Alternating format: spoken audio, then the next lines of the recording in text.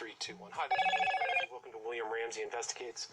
On tonight's show, I have a great guest, somebody whose videos I've watched over and over. There's about 143 at this point. He makes them under the name of Program to Kill, referencing the great late Dave McGowan's book, Program to Kill, The Politics of Serial Murder. And he's done just so much work. These are about 10 minutes each.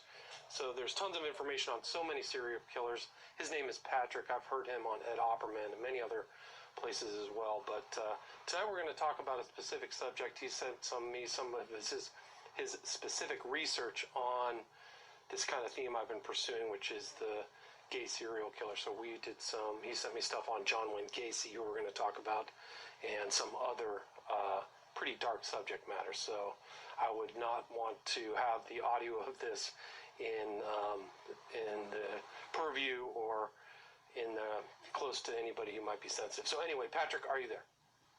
I'm here, William. Thank you for having me. Awesome. Thanks for agreeing to the interview. So you sent me this one article that I read. It's an article from September 28th, 2018, titled, "Was John Wayne Gacy Connected to a Ring of Homosexual Sadists and Murderers?"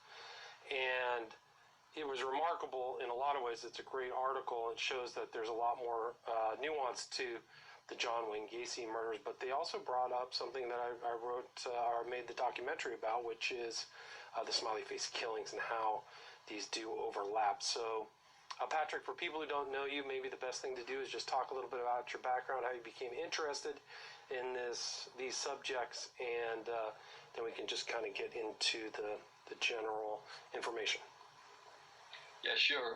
My first name is Patrick. I'm now 29 years old. I came from Europe.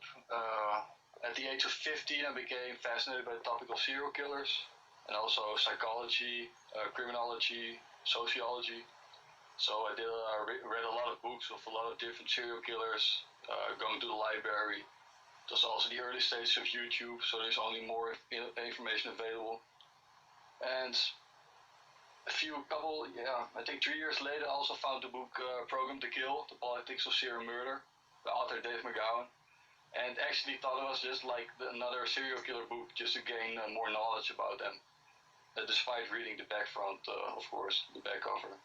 But still, after a few chapters, the information was just totally mind-blowing with all the unanswered questions that I have with all the serial killers. And he really demonstrates that all those serial killers and mass murderers have connections with the military, the intelligence agencies, Satanism, the occult, and secret societies. And I think all those topics are we going to discuss, which all combined with the serial killers. And often left out in the general narratives. The lone serial killer, not killers, it's always this individual. And a lot of that backstory is either negligently or intentionally deleted from the stories of these guys. But last week I talked about one of the more prolific serial killers here in California. His name was Randy Kraft, also known as the Scoreboard Killer. Maybe killed 100 people. But the remarkable thing about him too was that he was politically active. He a lot like Gacy, and you see these overlapping elements between Kraft and Gacy where there's a lot more to the story. Yeah, there certainly is. It's just remarkable that he also got a letter from the Senator Robert Kennedy. And despite his intelligence, he was also a pretty well student, drinking and taking drugs, and regularly attending all-night gambling and poker sessions with the other students. So he was a pretty bright person, but something went wrong here. Yeah, and he got into some very good private schools, excellent schools. The Pomona, I think went to Pomona College. So he was definitely a higher tiered individual. Probably one of the reasons why he got away with the murders for so long.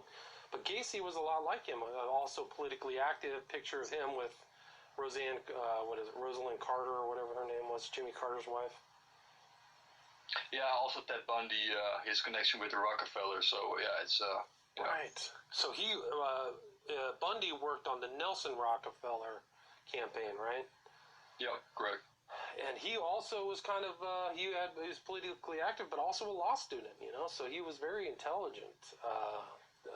Yeah, I mean, Bundy's an incredible story as well. And there are other stories about whether he was part of a satanic group, which would make a lot of sense considering his sensibilities. He also like had no guilt. He actually, I was watching this documentary about him on Netflix, and it was like Bundy intentionally desired not to have any regrets.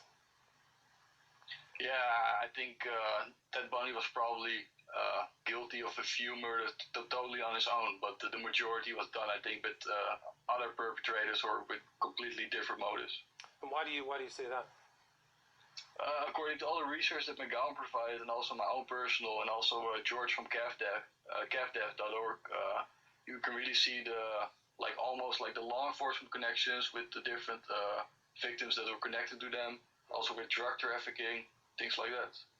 Well, it would make sense of why he got out of jail, escaped, he was let go many times. And same with Gacy. Gacy himself, I think there was one situation I read that he was in, somebody made a complaint to the police, and they just said, don't worry about it, it's not going to be a charge, somebody who was abused by Gacy. So Gacy himself was probably